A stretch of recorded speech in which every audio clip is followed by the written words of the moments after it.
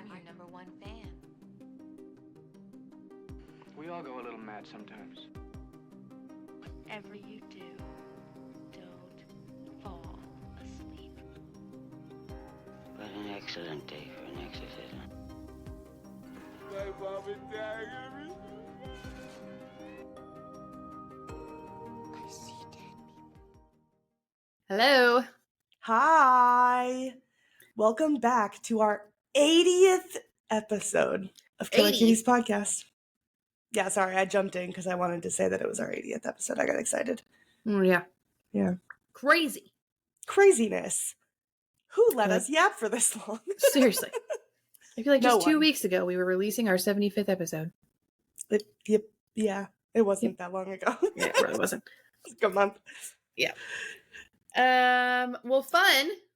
Yeah, happy Tuesday. Happy Tuesday. We are kind of filming these ahead of schedule. We've mentioned a couple times, but both of us are going on vacation, so we're just trying to prep so that everybody has content for when we're gone. But that being said, this episode's coming out in like 2 weeks, and any news that we try to give you is going to be obsolete by that time. You'll have already heard of it. So we're not going to do news today. But since we're a little bit over halfway through the year now, we thought it'd be fun if we looked back and talked about some of our favorites and least favorites that we've talked about this year. So, Katie, I want to know, let's start with bottoms first. What are your bottom 3 movies that we've reviewed this year Okay, so far. so far? I didn't put them in the right order though.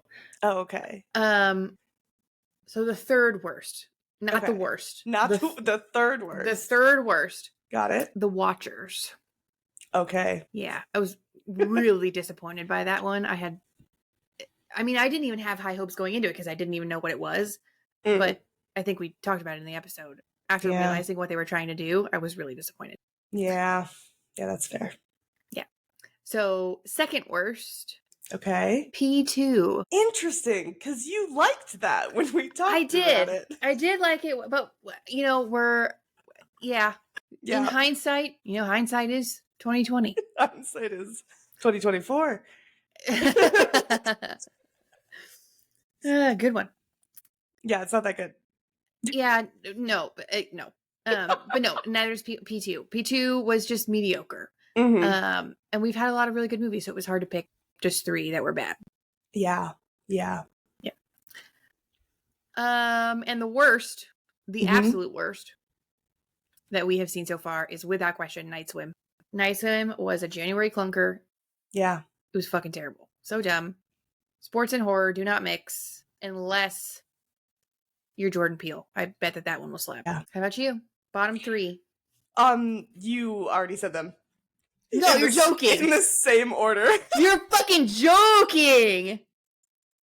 Oh my god. Literally, Watchers, P2, Night Swim.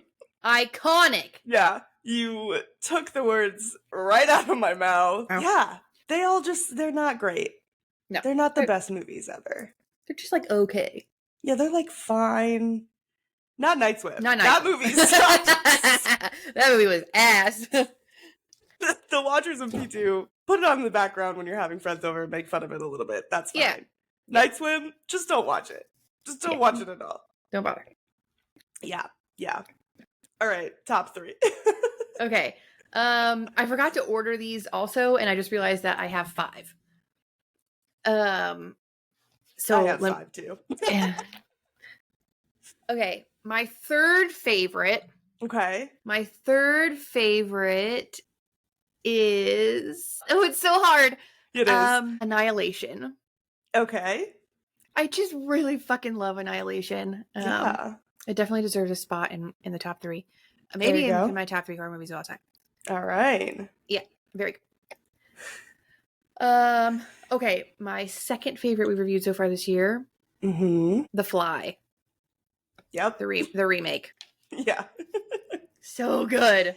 So good. So good. And the original one was good too, but not in the top 3. And my number 1, can you guess what my number 1 is? Silence of the Lambs. Yeah. Yeah. Yeah. I was between that and the Babadook because I know you really liked the Babadook. So Yeah. Babadook and Tremors were the other 2 that I had on my top 5 that I had to Yes. whittle down. there's too many good ones. So good.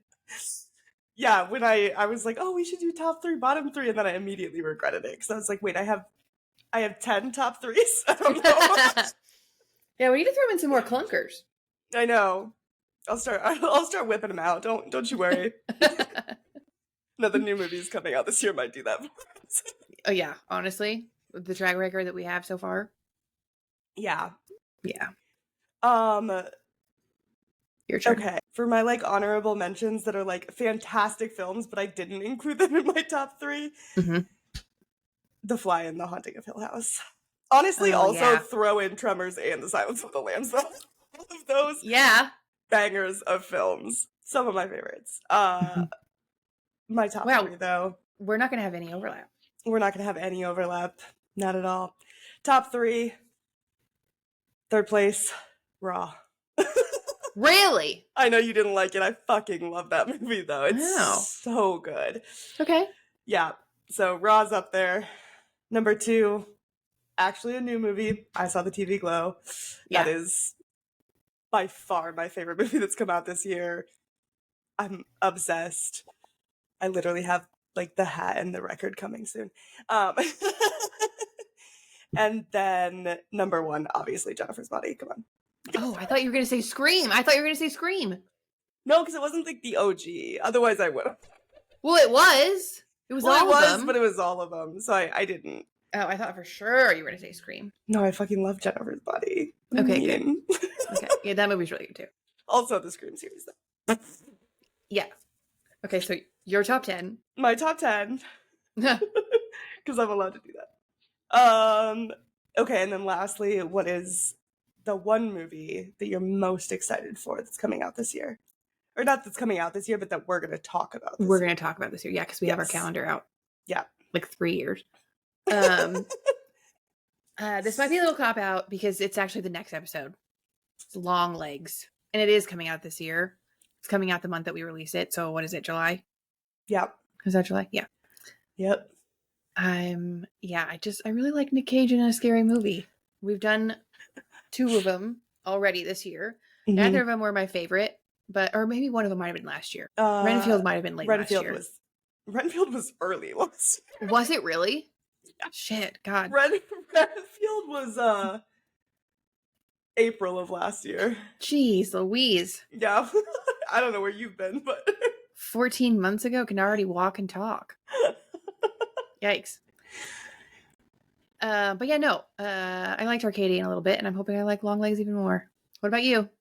Yeah. Did you put Longlegs? Yeah, of course. Oh my God, amazing. That's the movie I've been looking forward to the most, so it's not going to change. Please don't let me down. I'm so nervous for it, but I feel like I'm building it up. I need to like calm down and be like, all right, it's just a film, you know? Yeah, it'll be okay. It'll be all right. It'll be fine. It's just Nick Cage. Like a 3 out of 5. It'll be fine. Yeah, whatever. I haven't seen any of the marketing that you're so excited about either, so it's like... Yeah, I don't know why you're so excited about it. You don't even know anything. Yeah, it's I guess Nick that's Cage. fair. Yeah, no, I think they've just done a really good job at marketing, and I'm really excited for it. Mm-hmm. Well, good. Nice. We're on same pages. Yeah. Well, at least with the movies that we hate, that's good. Yeah. We're very in line with movies that we did not like. Yeah, that's crazy. Yeah. All right. Well, should we talk about what we're here to talk about? Let's do it. Twist my arm. Okay. We're here to review No One Will Save You. It's a Hulu original film starring Kaitlyn Dever about a woman named Brynn who is living alone on the outskirts of a small town after the deaths of her childhood best friend and mother. One night she hears strange noises coming from her kitchen where she comes face to face with aliens. This movie had a massive $23 million budget. And since it was a streamer, it's hard to say exactly how much it made. I couldn't find anywhere how much it made back. But it has a 6.3 out of 10 on IMDb, an 82% critic score, and only a 56% audience score on Rotten Tomatoes. And I say that it stars Kaitlyn Dever because that's literally it. It's just the one person. There's like nobody else in it. There's a mailman. Yeah. I mean, for a minute. It's very much about her. Yeah. It is. Yeah. We talked about this movie. You prepared me for this movie. I didn't know it was this one. But you did tell me that there was going to be a movie without any dialogue coming up. I did, yeah. A long, long time ago, I said, one day we will watch a movie with, like, 2 lines of dialogue, and Yeah. that was this. Yeah. It is literally, it's 2 lines, 5 words within 30 seconds of each other. Yep. She just says, I'm sorry, Maud. I'm sorry. Like, an hour into the movie. Yeah. 3 different words. 5 words total. 5 words total. 3 different words. Mm-hmm. Yeah. And Brian Duffield, I think he wrote and directed. What was, oh, never mind. I was going to say, what was there to write, but the story. So yeah, you still have to write. Yeah. What's going to happen. Yeah. But he said he really didn't plan for it to be a movie without dialogue. Like, it just kind of happened as he was writing the story. Because he kind of, like, was writing everything that happened and there wasn't really a need for anybody to talk. And then he said he got to the part where she goes into town after, like, she kills the first alien, and she goes into, like, the police station, and she just, like, opens her mouth to talk, but then the mom spits on her and she just leaves. And he got to that point and he was like, I don't even really need dialogue, do I? And so he just kept writing it without it, because he was like, it's one person, like, she's not talking to herself, you know, like, he knew that he didn't want, like, heavy moments of exposition where people just tell you what's happening. Yeah. The Watchers. But he also told Kaitlyn while they were filming, like, if she felt the need to say something, if, like, that arose in her while she was shooting a scene, like, he's like, I'm not against it. Go for it if you want to. And she was like, I don't need to talk. Yeah. So. I mean, she does throw in a couple, like, no. And, you know, like, single word. I don't think it's, like, actually written in the script. Yeah. But in the subtitles, there were a few single word lines thrown in. Yeah, there's, like, grunting and definitely, like, or, like. Yeah. But there's some words, like that. She definitely says no a few times. Okay. I think she says help. Oh. I don't remember this. I was really paying attention to the subtitles because I liked all the sounds that they made for the aliens, like gurgling, gargling, and warbling. Yeah. There is, like, you mentioned there's kind of, like, a disconnect between critics and audience here. And I was reading through the audience scores and the critics score just to, like, see what people said about it. And a lot of the people in the audience were like, did not like that there was no dialogue. Like, a lot of people felt that it was, like, gimmicky and stuff like that. And I did not think that. I felt like it worked very well, to the point where, like, it's pretty unnoticeable when you're watching it that there's no dialogue, because there doesn't really feel a need to be. Like, it's obviously noticeable because anytime you're watching a movie and people aren't talking, it's kind of weird because you're not used to it, but. Yeah. I mean, I have said I don't like that. I don't like when there's no dialogue. But you're right. It really worked in this one. I hated it in WALL-E. WALL-E was so boring at the beginning of the movie because it was just like, oh, look what we can do. We can animate space. Like, just like, shut up. But not. I haven't seen WALL-E, so I can't confirm nor deny. Yeah. It's okay. It's all right. Okay. We don't really have the same taste in animated movies, though, so I don't know if I would share that opinion. What do you mean? What's the best animated movie of all time? Mulan. Wrong. Shrek. But then Mulan is, like, very. And then Mulan is up there. Yeah. No, I agree with you. I agree with you. Okay. Mulan's up there. I just know, like, when we rated all the Disney Pixar movies, we did not have a lot in common. Yeah, that's fair. Justice for Cars. Ka-chow! Ka-chow. That was not what I had issues with. Oh. You were just throwing I out. I hate The Incredibles. Yeah, that's wrong. I mean, I still like wrong. it. I still like it, but, like, just of said all you of hate the it. Incredible, no, I don't hate it. Of all of the Pixar movies, it's the worst. No, that's incorrect. That's a crazy take. I'm sure WALL-E's great. Okay. It's really not, but you this film. You watch it. You watch it, and you come back and tell me. Yeah, I will. What were we talking about? The Alien movie, No One Will Save You. No, but like more specific. I don't remember. I was going somewhere. No dialogue. Oh yeah, usually that bothers me, and by Yeah. usually I mean I've only ever seen one other movie that has that, and it's Wall-E, and that bothered me. Mhm. But in this one, you're right. It made sense. I mean, who the fuck? She's not talking to anybody. Yeah. Why would there be dialogue? If there was, it would be annoying because who the fuck are you talking to? Nobody. Yeah. I didn't even notice there was no dialogue until like 40 minutes in when I was like, has she said anything? Has anybody said anything? And I moved my cursor. I was like, oh my God, it's been 40 minutes and nobody said anything. Yeah. People have very high expectations of a movie with one person in it. Yeah. Weirdos, you want people to talk in movies? Get out of here. Well, I'm just kidding. I want people to talk when it makes sense. They would have the exact opposite reaction if she did talk. Who the fuck is she talking to? Why did she have to talk so much? You know what I mean? I don't know. In this story, it just didn't feel necessary. No, not at all. Nothing needed to be explained. It was all being shown to us. Maybe not in the order that some people would have liked. I think some people probably had a problem with the fact that we didn't find out what happened to Maud until very late in the movie. And by some people, I mean, I definitely had that problem. Really? I was just really excited for it. I was like, can you please just... Oh, okay. Like, it didn't... I feel like it makes... Like, that's when you expect it to happen. When she's being probed. Well... No, but I feel like I expected the ending to be us finding out what actually happened. Okay. But I also felt like it was pretty... Like, you kind of knew what happened. Obviously not, like, the context in which it happened, but, like, you knew that she killed Maud. And you knew that it wasn't necessarily an accident. Because I don't think you're going to get outcast from an entire town if it was, like, a car accident or something where it was, like, not in your control. Like, we knew that she had something to do intentionally with her friend's death. Right. Yeah, absolutely. Yeah. But the probing, actually, since you mentioned it, was not originally going to be in the UFO. Oh. They weren't even going to have a scene inside the UFO. They added that in post because they, like, weren't sure where it should take place, like in the forest or, like, wherever.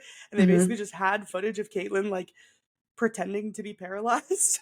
They were like, what do we do with this? Like, you know, we have to have this scene somewhere. And I get... Brian Duffield didn't specify who said it, but apparently someone was just like, she should be in the UFO. And he was like, why didn't I think of that 3 years ago? Of course she should be in the UFO. I kind of liked the take on the UFO that they did have a nice, it was interesting, kind of it wasn't very mechanical, which I appreciated. It was more like metaphysical. I thought that was kind of a fun, fresh take on UFO. Yeah. I feel like the alien design was definitely like an homage to like older movies and like the classic Greys type of design. And then the UFO was like kind of that on the outside, but then in the inside it was like definitely kind of a fresher take on that. Yeah. Well, the like traditional like iconic design of aliens is from the 50s. The people who were abducted kind of all drew the same general, they all kind of drew the same general shape. Yeah. So whenever you see aliens and like the little green guy aliens, that's inspiration from the people of the 50s in the Americas. Yeah. And that was Duffield said that he just kind of missed that hadn't been on screen in a really long time. Because there's just like everybody wants a new fresh take on aliens, which is fair. Like you want to get creative, you want to show something new. But he was like, I kind of just missed like the old school aliens, so he wanted to do that. But then obviously like they show the shark very early in this film, so it's like immediately walks in, hello, hi, I'm here. So that's why he created like almost a hierarchy or like a culture of aliens, so that just because she defeated one of them doesn't necessarily mean that she can go up against the rest of them. So they all have like different designs and kind of different purposes. And he said he was very inspired by like religious hierarchies for that, but weird. I didn't get that, but he was very set that was his influence. So well, interesting.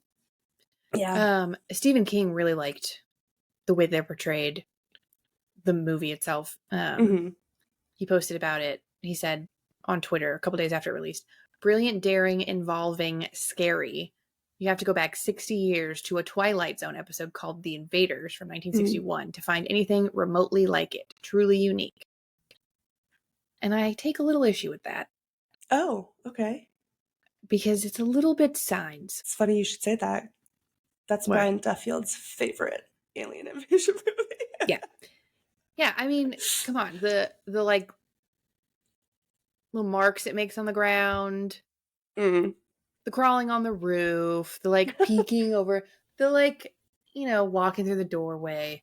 It was very reminiscent of Signs. So I'm surprised that Yeah. Stephen King said that it was truly unique. I do think Yeah. it was unique enough to be a fresh take, but I don't agree with Stephen King at all. Silly Stephen.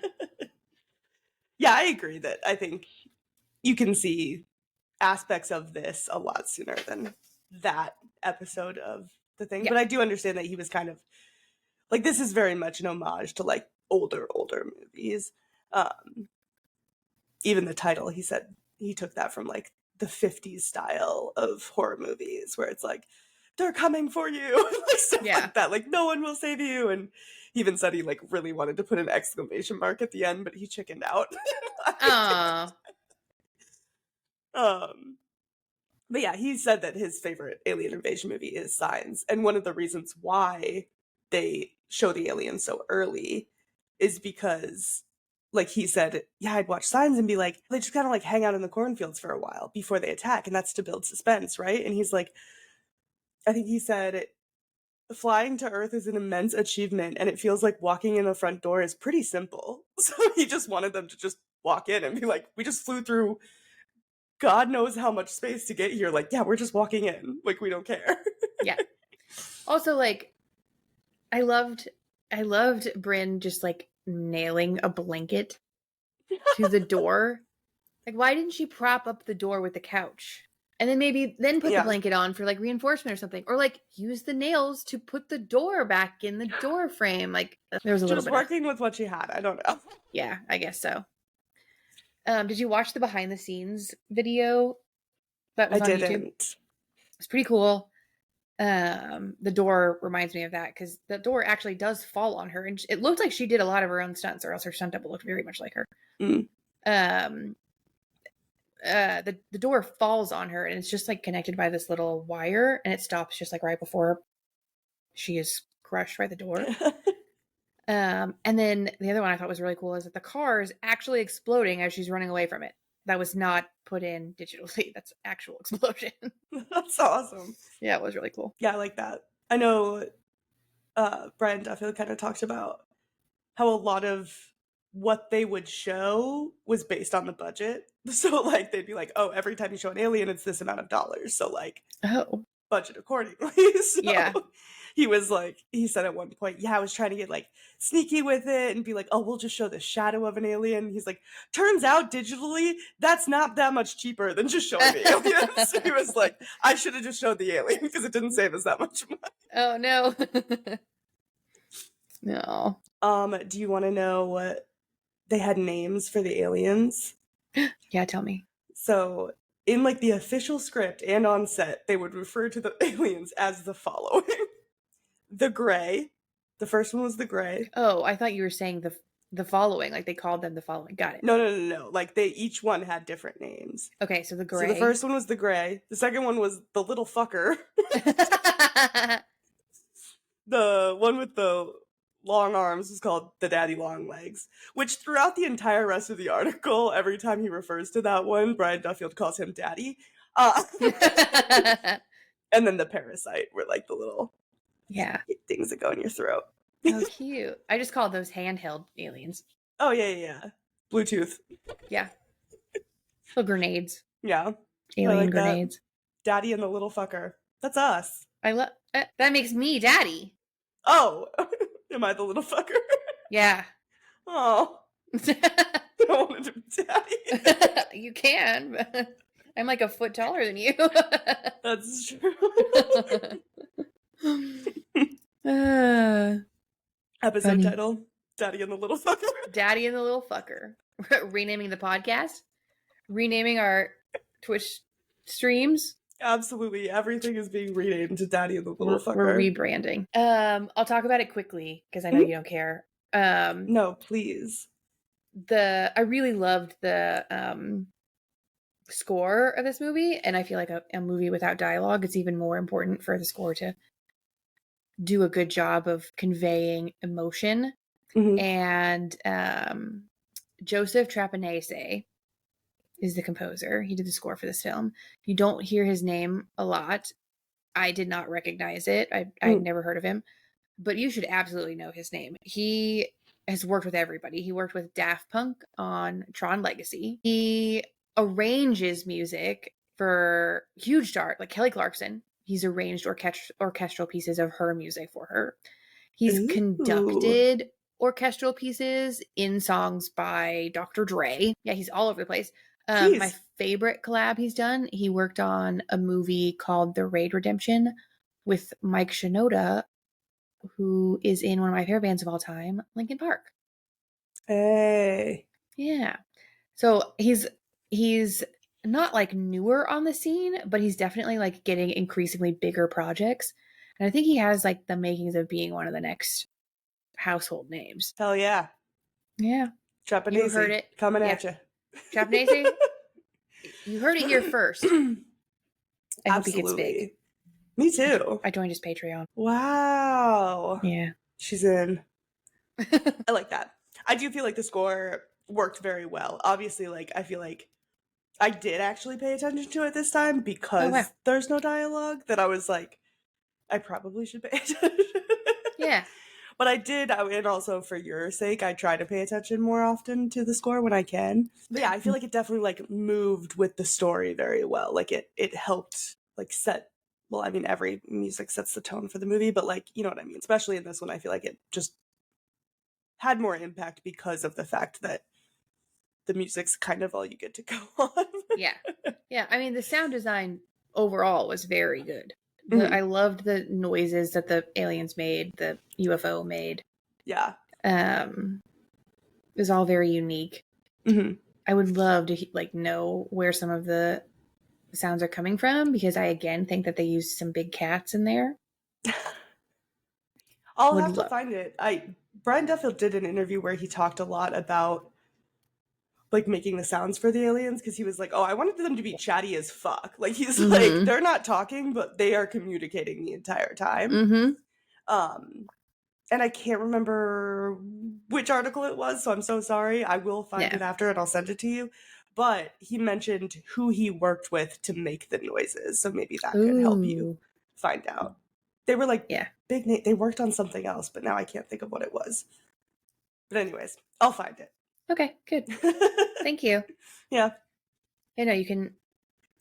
I like when we know like what all they piece together. Like we know like Jurassic Park, they used baby elephants and lions to make the T-Rex sound. I just like knowing where it comes from, you know? Yeah. You should be a Foley artist. I would love to be. Have I ever told you my business idea? No. Well, you told me one of them. Well, not that one. I mean, that's the obvious one. Obvious. And this could be an extension of it, honestly. Okay. It's like a Foley experience where you go in and you have like all the stuff laid out and you get like a cartoon playing and you get to do the Foley of the cartoon and then you take it home with you.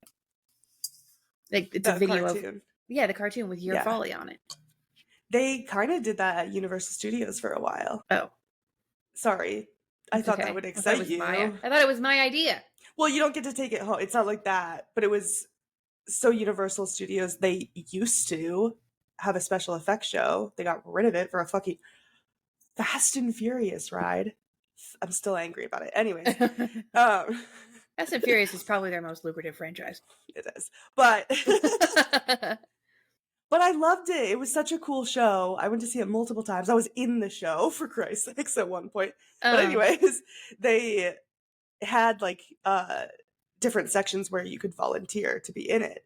And so one was like a little joke gag thing with like astronaut effects, but like you're not actually in there. It's like a joke. But anyways, one is like the horror section. Obviously, that's the one I was in. They like pretended to cut off my arm and I had to scream as loud as I could. Yeah, I have a video of it. I'll send it to you. But Please. And then the last one was they would get like a family of 4 and they would do a fall like live on stage. They would have to try to match everything up with what was happening on the thing. They gave these people very little prep, so it was just funny because like obviously they're not doing it very well. But it was kind of like in that realm of they got to see a scene and then try to do the effects with it, and it was really cool to watch. Aw, fun. Yeah. But anyways, it was a great part of the show, and that's why I'm saying I think this would be a great business endeavor. People would love that. Cute, thank you. Yeah. My chair is so loud. Every time I put my leg underneath my other leg, it just like makes a really loud noise. Yeah, same. Mine's squeaky. Also, maybe like don't send me that video because I don't like hearing you scream. It really bothers me. Why? I don't know. It freaks me out. Like in the escape room when you scream, that really freaks me out. I did not like that at all. When I was like screaming for him to let us go? Yeah. I was joking. I know, but it was like literally like my bones chilled, like my bone marrow froze. It was terrible. I hated every second of that. I'm sorry I did that to you. It's okay. I mean, it's just props to your acting, I guess, because it was like viscerally believable. I don't think about that all the time and how uncomfortable it made me.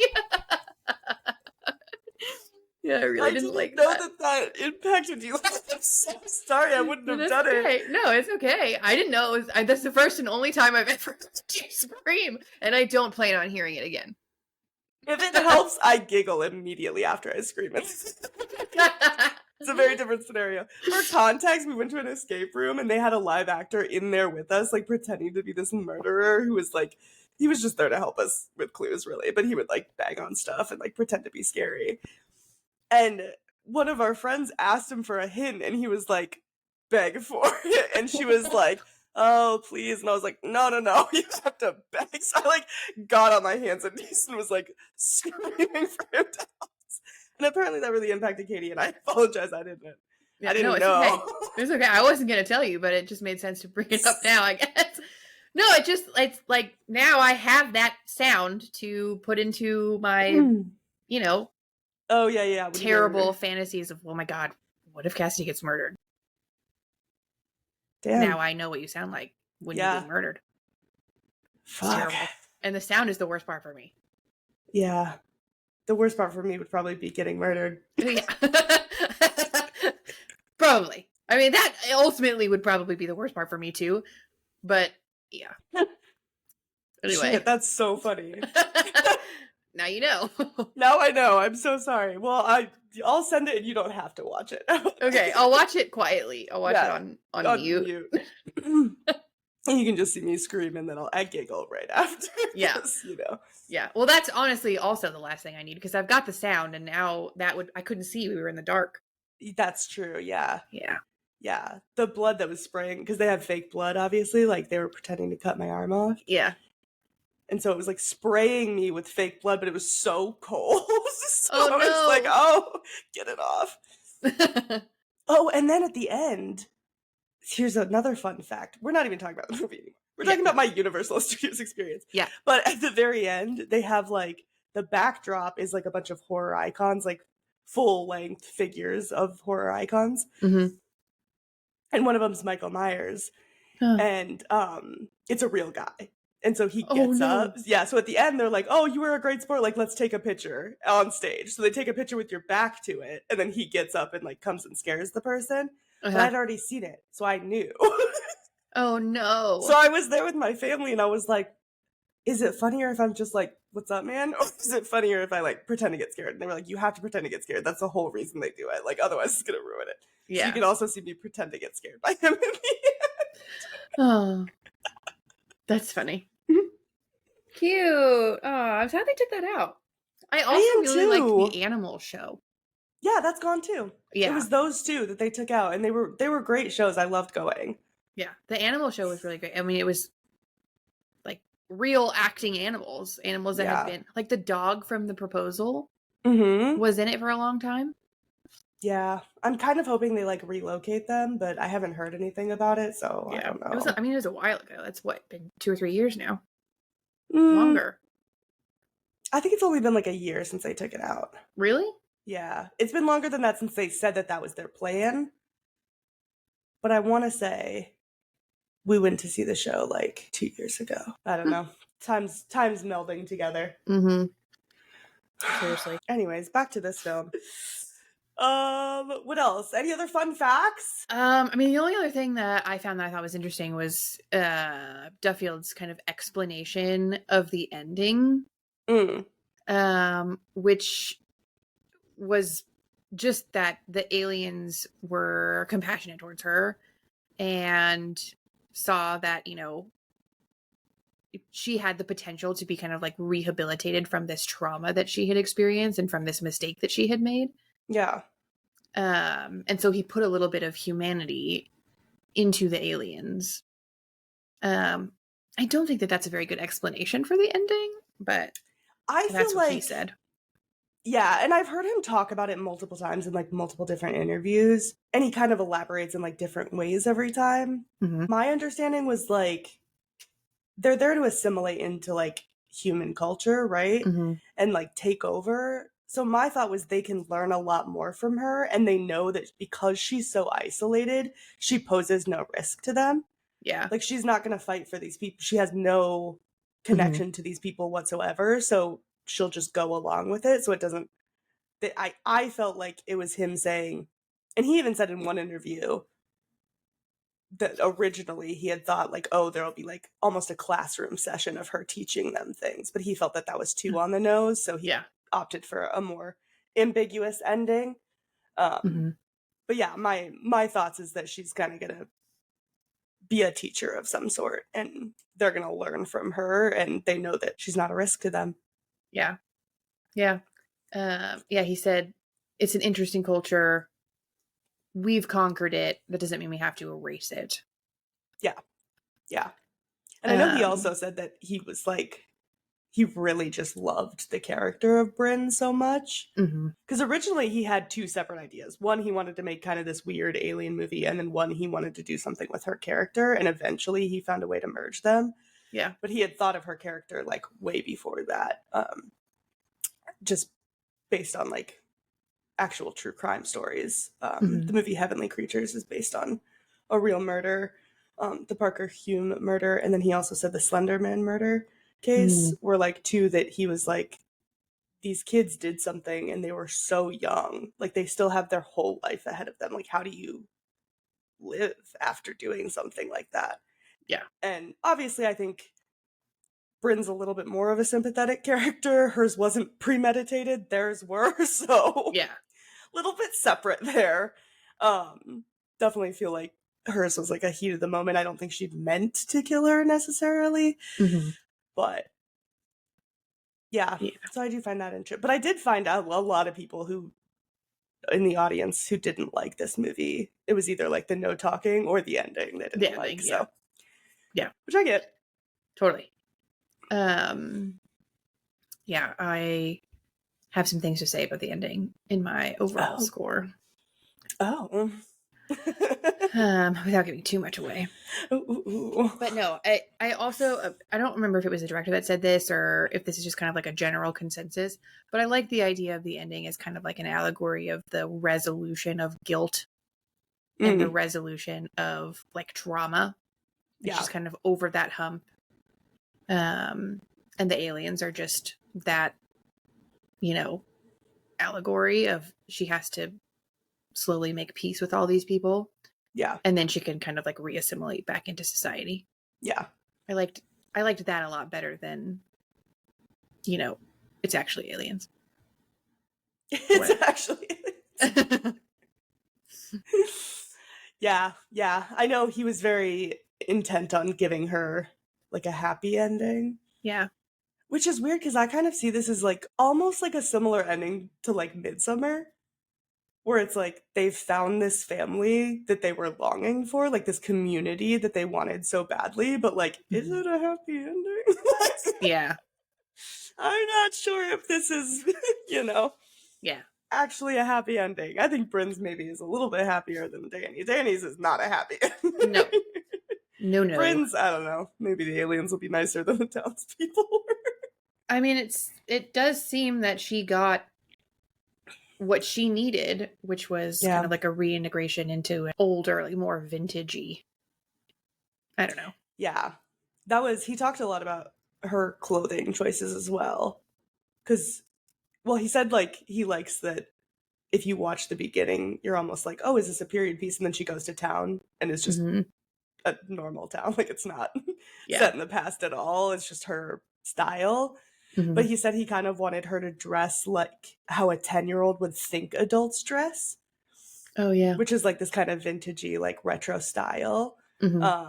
Because it was just kind of cementing the fact that she'd been on her own for a very long time. And also like her being this outsider and kind of in her own bubble and very removed from the rest of the people. Yeah.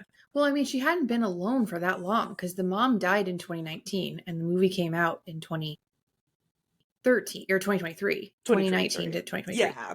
So if it was set at the same time, she was only on her own for like 4 years. Yeah, still though, I mean. She still would have been an adult. She only would have been 18 at that point. Yeah. Yeah. But I actually made several comments as we were watching the movie. I watched it with Dylan. I loved what she was wearing. I loved the tweed pants with the belt and the cute shirt. I would totally wear that. Yeah, her outfits were very cute. So cute. I also did comment though, why didn't she have a cell phone? And Dylan's like, she's trying to be vintage. She doesn't need one. But like that was I also weird. think like, who was she going to talk to? Yeah, that's true. And she probably didn't want anybody to like be calling her because she did pick up the phone or maybe just once and hang it up. Yeah, she picked it up and hung it up. I think they were shouting like extremities at her. Yeah. Not happy. Yeah. Yeah, so I think that actually made sense with her character, like A, with her style, but also B, like, I don't think she really has a need to connect even more so with the outside world.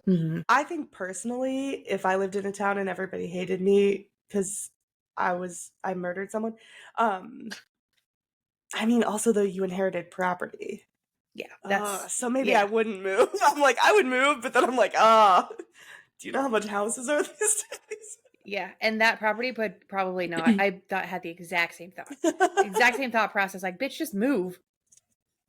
But yeah, that property on the outskirts of a little tiny town that nobody knows wouldn't sell for shit. Nope. Yeah. But also, it would be impossible to buy outright. So, just, I don't think she had a choice. Yeah. And it was so cute. I love the, like, stained glass, like, dividers between rooms, Yeah. So cute. Yeah. All right, last fun fact I have. Okay. In the flashback at the very end, we see how she killed her best friend, which was she picked up a rock, swung around, and hit it in the side of the head. That's exactly how she kills the first alien. Oh, yeah. Yep, like beat for beat. She's on the ground, grabs it, picks it up, whacks. Yikes. I know. I kind of like that little mirror, though. Muscle memory. You're like, oh. Not the muscle memory. All right, any other fun facts for you? No, I'm ready to rate it. All right, let's do it. All right. How scary did you think it was? I gave it a 1.5.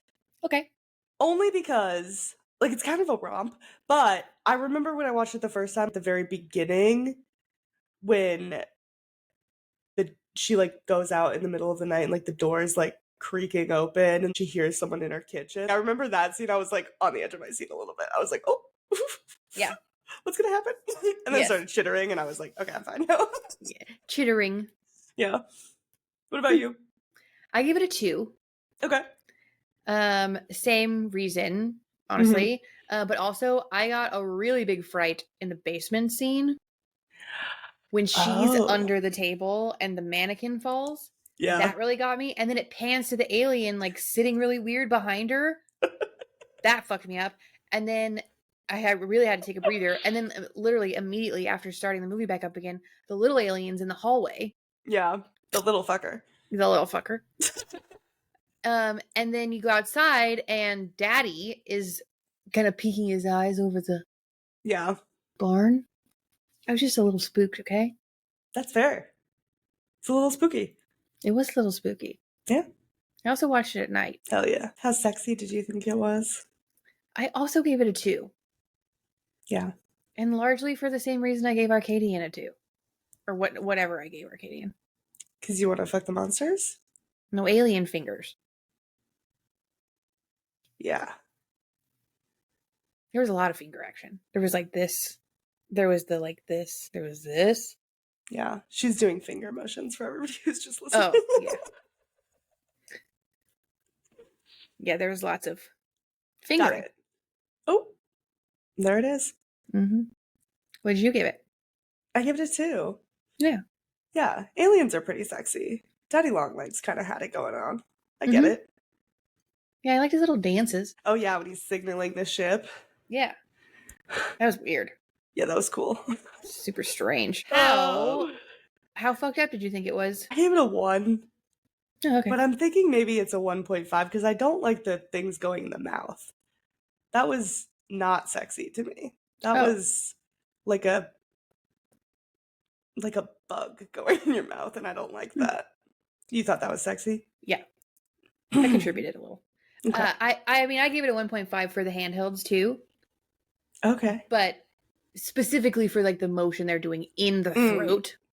Yeah, that was a little much. Yeah, going in and out of the mouth didn't bother me. That Yeah. was, you know. Overall, what did you think? I gave it a 2.5. Okay. I really wanted to like it. I like aliens. I like probing. Mm-hmm. I like fingers. Doing stuff. But Great. there were like 10 places this movie could have ended. Mm. And it would have made arguably more sense than where it did end. Okay. Like during the first flashback, I would have been fine with that. During the second flashback, I would have been fine with that. During the weird twin murder stabbing thing, the ambiguous rainbow, you know what I'm talking about? No. Where she's laying on her back and it's like rainbow lights all over and she's just like staring. Oh, okay. That would have been a perfect ending. I feel like those wouldn't have given very much resolution.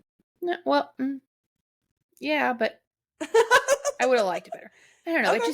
It just dragged on, and I think it could have still made the point that the director said that he was trying to make with like the grief and guilt with any one of those endings. I did, however, appreciate the tension, the unique take on the alien physiology, and I did actually enjoy the lack of dialogue.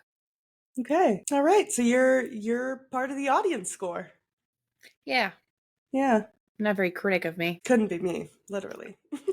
I'm telling you, the second that we get on Rotten Tomatoes as critics, all these movie scores are going to be adjusted. Well, mine will offset yours. Oh, no. I love this. Oh. I think this movie fucking slaps. I think it's so much fun. I think it's such an interesting, cool, unique take on like the alien movies. I love that there's no dialogue. I don't mind the ending at all. I feel like it kind of wraps it up nicely. And I don't know, it makes sense to me to end it there with like her kind of getting her community that she's been longing for this whole time and like finding her place in the world, even though it's not, it's with fucking aliens. But yeah, no, so I'm kind of on the opposite spectrum. I really wanted to give this a 3.75 if you'll let me. No. 4. Crazy. I'm going up. Nice. Yeah, I like this movie. I like this movie a lot. Good. But I do, like, I kind of get why people don't like it. It is a little bit like, I don't know. There's parts of it that I can obviously understand people not liking. Yeah. But I don't know. I love this movie. I think it's so much fun. I do love the aliens. Yeah. I'll give it that much. Not as much as me, though. No. I love aliens more than Katie. Confirmed. Fine. I don't care. You can't hurt me. You're trying. Please, I'll start screaming right now. Oh, God. Panic attack live on stream. Oh, seriously. All right. Would you survive? No. No. Well, are the people dead or are they just aliens? Infested. I think they're dead. Let's say they're dead. Yeah, no, I'm dead. Okay. I'll put the little handheld alien in my mouth myself. Great. Get on in there. I believe that you would. Would you survive? Probably not. No. Yeah, the odds are not really in my favor, considering she is like the only person that we know of who lives. And I've never killed anyone. Yeah. Even on accident. So they probably wouldn't find me very interesting. Yeah. I unfortunately do have friends, so they would not want me. Yeah. Yeah. No reason to keep me around either. So Yeah. yeah, I get you. Yep. 2 gals dying by alien. Not the worst way to go. But I Could do be say that in worse. every movie because, There's always a worse way to go. yeah. We haven't found it yet. Until we watch. Terrifier 3. 2. Terrifier 2? Is it 2? Honestly, that might be one of the worst ways to go. Oh boy. Can't wait. We literally Yeah. just off screen decided that we were going to watch all the Terrifier movies. Did we decide that? Is that what we decided? If you want to, we can. No, I don't. But I mean, Oh. I don't want to watch any of them. I was gonna make you watch at least the first one before the third one comes out, but if you want to just fucking go for it, Katie, I'm in. All right. I shan't see 3 in theaters. Oh, I okay. simply shan't. Okay. Do you want to do 1 and 2 then, or do you want to do them all separately? Oh, we can do 3 after it's not in theaters anymore. I just need to be able to turn off the sound when I choose. You know what? We'll take this offline. Yeah. We'll figure this out on our own Yeah. terms. Yeah, unless somebody has a really strong opinion about it and wants to tell us. Yeah. We'll just If talk about one that of after. our listeners is like dead set on how much of the Terrifier films Katie sees in one go, you let us know. All right. Are you ready to predict next week's movie? Longlegs, baby. Hit me. Longlegs? Long legs? Daddy long legs? Okay. Well, Longlegs is Mm-hmm. Daddy Longlegs is obviously Nick Cage's character's name. Obviously. His name is Longlegs. Mm-hmm. Why do they call him that? I don't know. But it's another I don't know. I genuinely your have no battery idea. died. No, I didn't think about it. I don't want to go into this with any kind of expectations. Yeah. I do think it's like a monster movie though. Okay. Like not aliens necessarily, but I'm getting hints of like the Quiet Place vibe, those kind of monsters. Those are aliens, I understand. But this is not aliens. It's just they come out of somewhere. Caves, maybe. Mm-hmm. The ground. Yeah. Tremors / Arcadian vibes. Got it. And Nick Cage Yep. can control them. Got it. And that's how he's killing people? That's how he's killing people. Wait, Mm. no. I know this is a murder. This is murder. This is a murder movie. Okay. You told me this a telling couple me. episodes ago. I'm gonna start over. I'm starting over. He is Longlegs. He's Daddy Longlegs, and he's murdering people all over the place. Okay. He's a trucker, perhaps. Yeah. That's Mayhaps. going across the country, and he's killing people, and he's putting them in a book. He writes about them in a book, Ah. and somebody finds the book, Yeah. and they're like, "We gotta find this daddy, Yeah. Longlegs guy." Yeah. And it's like detective, like cat and mouse kind of Mm. detective-y, Yeah. vibe. They're having to try to find the murderer before he strikes again. And so they're putting all the stories together. They're like, oh my God, he's reenacting a murder that he's done before. Right. Now we have to go and save the person. Mm-hmm. But they don't. They don't save the person. That person dies. The detective also dies. Yeah. And Daddy Longlegs lives to see another day. Sequel, baby. Long legs too. The Reckoning. Yeah. Longer legs. Yeah. Longer legs. Longer Too long, two. two legs. Two legs. Legs X. Legs. Legs. Oh, shit. Yeah, no, it's a murder movie, definitely. You spoiled that for me. Thank you. Okay, I really wanted it to be monsters. I'm so sorry. He did just do monsters, though. Yeah. Yeah, do you want to guess it, too? No, because I feel like I have more context than you, and I want to go in blind, and I want you to go in blind, so I don't want to give you, like, any more context than you already have, you know? Okay. All right. Thank you. Yeah. I mean, I could just mute like I always do when you guess it. Okay. All right. Hold on. She's muting.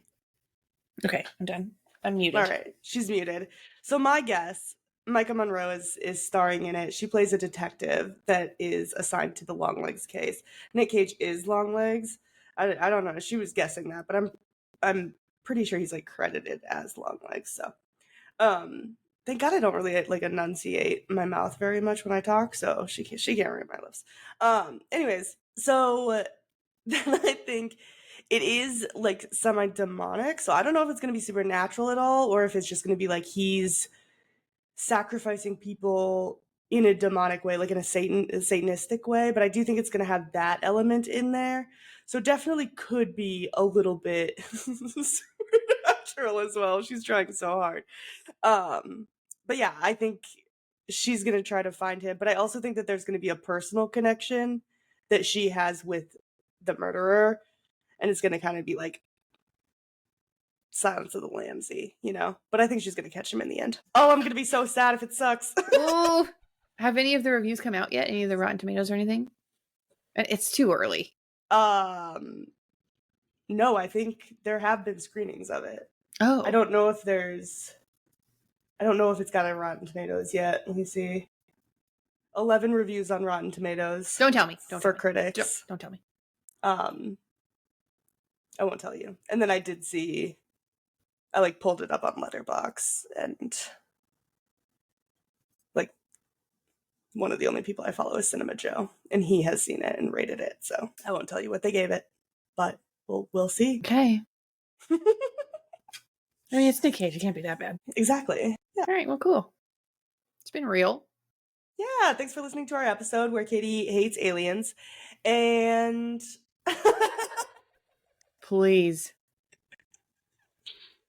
it's great. The whole time we were talking, you seemed like you liked it, so it kind of shook me at the end.